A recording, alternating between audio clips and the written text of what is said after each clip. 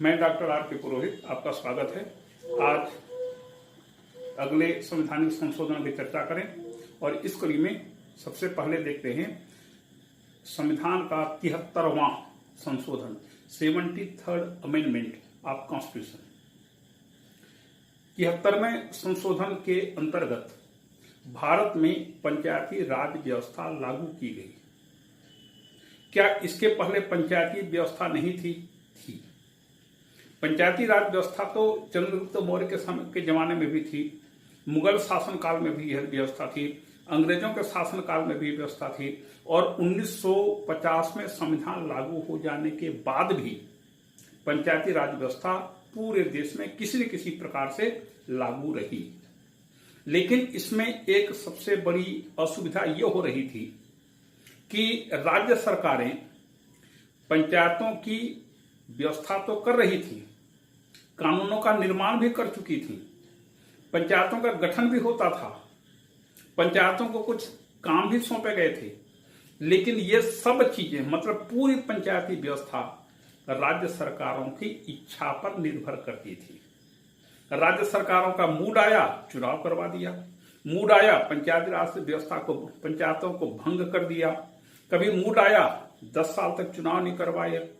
इस प्रकार की मनमानी चलती रही और पंचायती राज व्यवस्था ने कोई स्थायी स्वरूप ग्रहण नहीं कर पाया। कई प्रयास हुए, कई प्रकार की व्यवस्था करने की कोशिश की गई, लेकिन ये सब फलीभूत नहीं हुआ। तब फिर केंद्र सरकार ने doctor Laxmimall Singhvi, doctor LM Singhvi के नेतृत्व में एक समिति का गठन किया। उस समिति ने पंचायती राज व्यवस्था के बारे में अपनी विस्तृत रिपोर्ट शासन को प्रदान किया और उसमें सर्वाधिक महत्वपूर्ण बात ये उन्होंने उल्लिखित किया कि पंचायती राज व्यवस्था को संवैधानिक दर्जा दिया जाए। ये लक्ष्मीमल्ल सिंघवी समिति की रिपोर्ट का सबसे अहम तत्व है, सर्वाधिक प्रमुख तत्व कि सिंघवी समिति ने यह कहा कि पंचायती राज व्यवस्था को संवैधानिक रूप दिया जाए। संवैधानिक रूप देने का मतलब है कि आप संविधान में संशोधन करके पंचायती राज व्यवस्था को, नगर पालिका व्यवस्था को संविधान के अधीन सम्मिलित करिए और जब कोई संवैधानिक व्यवस्था हो जाएगी तो राज्य सरकारें या केंद्र सरकार मनमानी नहीं कर पाएगी। ये उसका एक उल्लेखनीय तत्व है। आखिरकार अनेक प्रकार के हौच पौच के बाद फिर संविधान में 73वां संशोधन और 74वां संशोधन किया गया। सबसे पहले देखते हैं 73वां संशोधन 1992। दोनों सदनों की स्वीकृति मिलने के बाद राष्ट्रपति की भी स्वीकृति मिल गई और इस प्रकार से पंचायती राज व्यवस्था को संवैधानिक दर्जा दिया गया।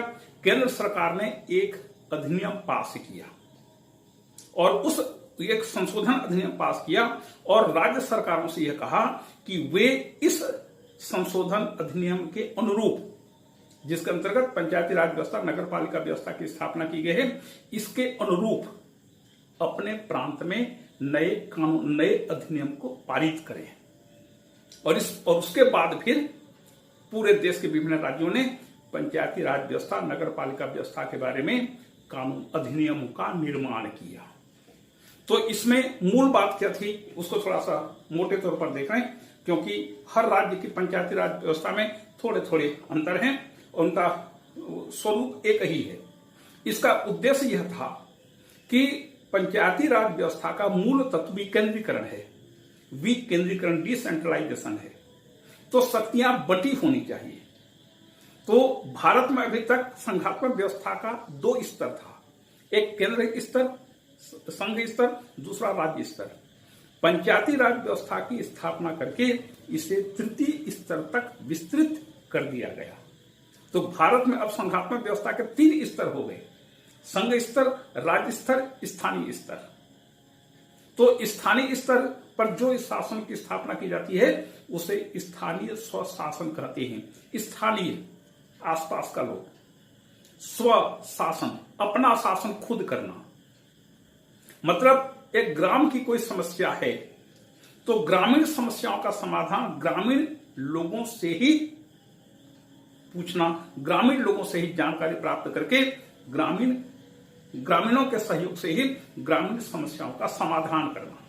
क्योंकि एक छोटा सा ग्राम है जिसकी जनसंख्या 1000-1500 तक है, उस गांव की एक छोटी सी समस्या का समाधान करने के लिए हम राजधानी तक, राज्य की राजधानी या केंद्र की राजधानी तक नहीं जा सकते, या वो उस उतने दूर में रहते हुए एक छोटी सी समस्या का निराकरण वो वहां पर रह करके नहीं कर सकते।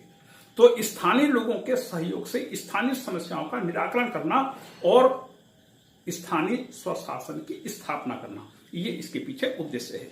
तो पंचायती राज व्यवस्था के अंतर्गत इसको 3 स्तरों पर स्थापित किया गया। 3 स्तर, गांव में ग्राम पंचायत, और ग्राम पंचायत के अधीन, ग्राम पंचायत के अंतर्गत ही एक दूसरी नई सभा की स्थापना का प्रावधान किया गया, जिसे ग्राम सभा का नाम दिया गया। ग्राम सभा हमें स्विट्जरलैंड के लेंडसी मेंडी या प्राइमरी असेंबली की याद दिलाती है। तो ग्राम सभा में गांव के सभी वयस्क नागरिक सदस्य होते हैं और यह ग्राम सभा को ग्राम पंचायत पर नियंत्रण और निरीक्षण करने का पूरा अधिकार दिया गया है। यह अभी बिल्कुल अपना प्रारंभिक अवस्था में है, बिल्कुल शैशव अवस्था में है, लेकिन जब यह आगे चल करके शक्तिशाली हो जाएगी, समझदार यह व्यवस्था हो जाएगी, अच्छी हो जाएगी, तब देखिएगा ग्राम सभा का असली मजा तब आएगा। तो ग्रामीण स्तर पर ग्राम पंचायत, फिर जनपद स्तर पर जनपद पंचायत और फिर जिला स्तर पर जिला पंचायत, ये 3 स्तरीय पंचायती राज व्यवस्था की स्थापना की गई है। इसमें अनुसूचित जाति जनजाति को आवश्यक जो आरक्षण है वो दिया गया है। महिलाओं को प्रत्येक स्तर पर 1/3 आरक्षण का प्रावधान किया गया है।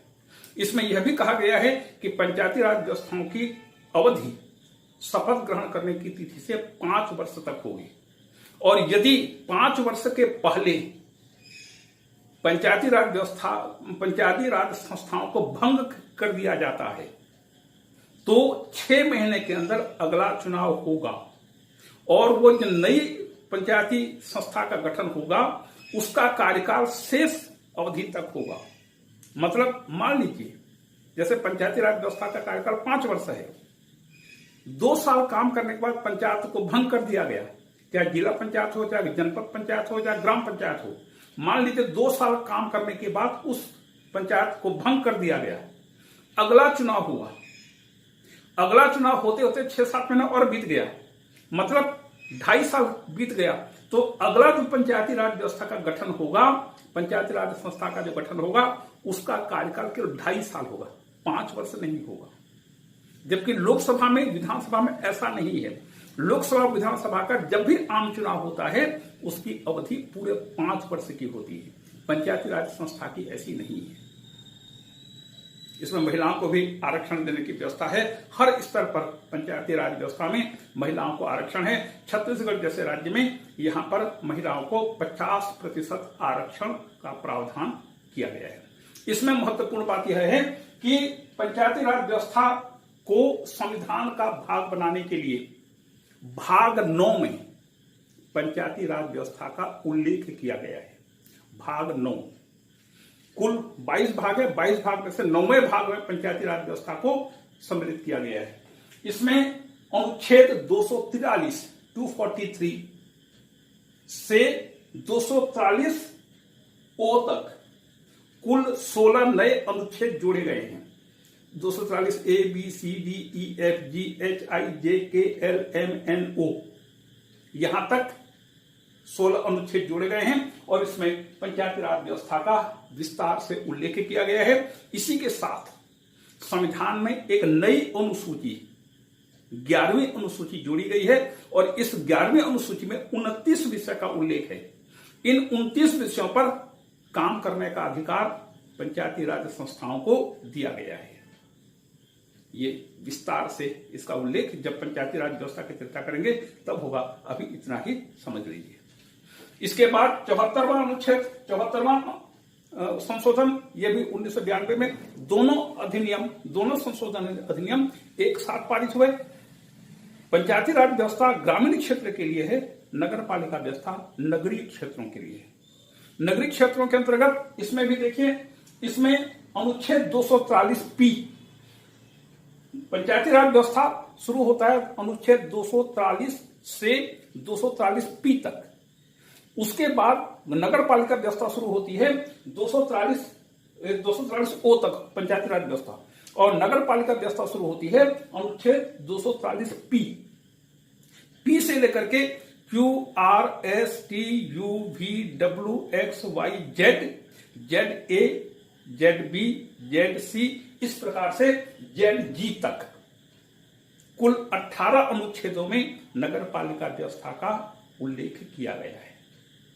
ये सब नए नए अनुच्छेद हैं, और इन नए अनुच्छेदों के कारण राजनीति विज्ञान के कुछ लेखक यह मानते हैं कि भारतीय संविधान में अनुच्छेदों की संख्या 444 से 450 तक हो गई है, लेकिन यह गलत है।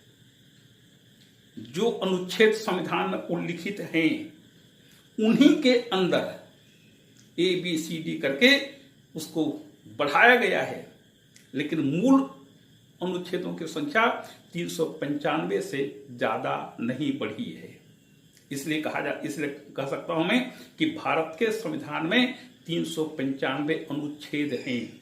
यहां तक कि 395वां अनुच्छेद भी निरस्त किया जा चुका है, रिपील किया जा चुका है, लेकिन फिर भी चूंकि 395 नंबर है, इसलिए संविधान में अभी भी 395 अनुच्छेद ही हैं। 450 या 444 या 430 अनुच्छेद नहीं है। इसी प्रकार से एक नई अनुसूची 12वीं अनुसूची संविधान में जोड़ी गई। देखिए, मूल संविधान में 8 अनुसूचियां थी। 1951 में 9वीं अनुसूची सम्मिलित किया गया। 1985 के दल बदल निषेध अधिनियम के अंतर्गत 10वीं अनुसूची संविधान में सम्मिलित की गई, और 1992 में 11वीं और 12वीं अनुसूची सम्मिलित करके पंचायती राज व्यवस्था और नगर पालिका व्यवस्था को संविधान के अंतर्गत सम्मिलित किया गया। यह है पंचायती राज व्यवस्था और नगर पालिका व्यवस्था। नगर पालिका व्यवस्था में भी नगर पंचायत है, नगर पालिका है, नगर निगम है, नगर पालिका परिषद है। इस प्रकार से अनेक प्रकार की संस्थाएं यहां पर कार्यरत हैं। इसके बाद अगला संविधान संशोधन 86वां 86th अमेंडमेंट, यह 2002 में संविधान का अंग बना, और इसके अंतर्गत शिक्षा को मौलिक अधिकार के रूप में मान्यता दी गई। इसके पहले शिक्षा का अधिकार मौलिक अधिकार नहीं था। इसे संविधान में संशोधन करके मौलिक अधिकार घोषित किया गया।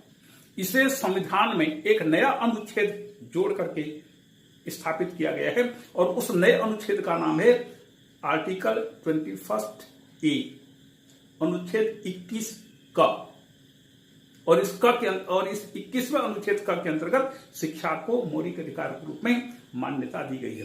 प्रश्न ये उठता है कि इस शिक्षा के मौलिक अधिकार को शिक्षा, शैक्षणिक और सांस्कृतिक मौलिक जो अधिकार है उसके अंतर्गत क्यों सम्मिलित नहीं किया गया? इसे अनुच्छेद 21 में क्यों सम्मिलित किया गया? इसलिए कि सर्वोच्च न्यायालय ने अपने निर्णय में एक बार यह कहा था कि शिक्षा का मौलिक अधिकार प्राण और दैहिक स्वतंत्रता के अंतर्गत सम्मिलित है। इसलिए सर्वोच्च न्यायालय के निर्णय के अनुरूप प्राण और दैहिक स्वतंत्रता जो अनुच्छेद 21 का मूल तत्व है, उसी के अंतर्गत अनुच्छेद 21A या 21 क लगा करके शिक्षा को मौलिक अधिकार के रूप में मान्यता दी गई है। तो इस प्रकार से अब शिक्षा भी हमारा एक मौलिक अधिकार बन गया है। इसके अंतर्गत यह व्यवस्था की गई है कि 6 वर्ष से 14 वर्ष की आयु तक के सभी बालक बालिकाओं को शिक्षा देना राज्य का दायित्व होगा, और उनके लिए अनिवार्य एवं निःशुल्क शिक्षा की व्यवस्था की गई है। इसके अलावा मूल कर्तव्य के रूप में भी इसको जोड़ा गया है। अनुच्छेद 51 क में नागरिकों के मौलिक कर्तव्यों का उल्लेख है। इसमें कुल मिलाकर 10 कर्तव्य हैं, लेकिन शिक्षा के मौलिक अधिकार के अंतर्गत 11वां कर्तव्य भी जोड़ा गया है। वह है 51 की, और इस कर्तव्य के अंतर्गत यह बताया गया है कि बच्चों को या एक अभिभावक संरक्षक या माता पिता का यह दायित्व होगा कि वे अपने बच्चों की शिक्षा की उचित व्यवस्था करें। तो शिक्षा तो हमारा कर्तव्य है, शिक्षा हमारा अधिकार है, लेकिन माता पिता का भी यह दायित्व है कि वे बच्चों की शिक्षा की समुचित व्यवस्था करें। यह उनका कर्तव्य होगा। यह है शिक्षा का मौलिक अधिकार। अब आगे 89वां अमेंडमेंट 2003, 89वें संशोधन के अंतर्गत एक नया अनुच्छेद 338A संविधान में जोड़ा गया और इसके अंतर्गत राष्ट्रीय अनुसूचित जनजाति आयोग की स्थापना की गई है। इसके पहले जो व्यवस्था थी वह राष्ट्रीय अनुसूचित जनजाति आयोग था, लेकिन इसके अंतर्गत राष्ट्रीय जनजाति आयोग की स्थापना की गई है। इसमें यह जो आयोग बनेगा, उस आयोग में एक अध्यक्ष होगा, एक उपाध्यक्ष होगा और 3 सदस्य होंगे। यह पूरे देश में जहां कहीं भी अनुसूचित जनजाति के लोग निवास करते हैं, उनका रहन सहन, उनकी आर्थिक स्थिति, शैक्षणिक स्थिति, सामाजिक स्थिति, इन सभी चीजों के बारे में अध्ययन करके अपनी विकास योजनाएं बनाएगा। न केवल आर्थिक विकास अपितु शैक्षणिक, राजनीतिक, सामाजिक, सांस्कृतिक तो है ही ऑलरेडी। तो इस प्रकार से विभिन्न प्रकार के विकास की योजनाओं का यह निर्माण करेगा और केंद्र सरकार को अथवा राज्य सरकारों को इसके बारे में रिपोर्ट देगा। उनके कल्याण के सभी प्रकार की योजनाओं के बारे में अनुसूचित जनजाति आयोग काम करेगा। वह विभिन्न जो योजनाएं बन रही हैं उनका निरीक्षण करेगा, उनका मूल्यांकन करेगा और वार्षिक रिपोर्ट वह राष्ट्रपति को सौंपेगा। राष्ट्रपति उस रिपोर्ट को संसद के दोनों सदनों में भेजेंगे, संसद में उस पर चर्चा होगी। ये अनुसूचित जनजाति आयोग के बारे में बात है। यदि मान लीजिए इसकी रिपोर्ट में राज्य सरकारों से संबंधित कोई प्रावधान है तो संबंधित राज्य सरकारों को उस रिपोर्ट की प्रति भेजी जाएगी और फिर राज्यपाल उस रिपोर्ट को विधानसभा में पेश करके उस पर कार्यवाही कराएंगे या विधानमंडल में उस पर चर्चा होगी। तो जो व्यवस्थाएं हैं उन व्यवस्थाओं को ज्यादा अच्छा बनाने के लिए और जैसे जैसे समय बीतता जा रहा है, जैसे जैसे परिस्थितियां बदलती जा रही हैं, जैसे जैसे हमारी आवश्यकताएं बढ़ते जा रही हैं, जैसे जैसे विकास की गति में आगे बढ़ते जा रहे हैं, वैसे वैसे नई नई चीजों की आवश्यकता पड़ रही है। तो संविधान को युगानुकूल, परिस्थिति के अनुकूल बनाने के लिए इस प्रकार के संशोधन की आवश्यकता पड़ रही है और सरकारों ने भी अभी तक जितने भी केंद्र में सरकारें रही, उन सभी सरकारों ने संविधान के संशोधन की आवश्यकता को समझा है और उसे युगानुकूल बनाने के लिए आवश्यक संशोधन उन्होंने संविधान में किए हैं। आज की चर्चा यहाँ तक, फिर आगे चर्चा करेंगे। आपको धन्यवाद।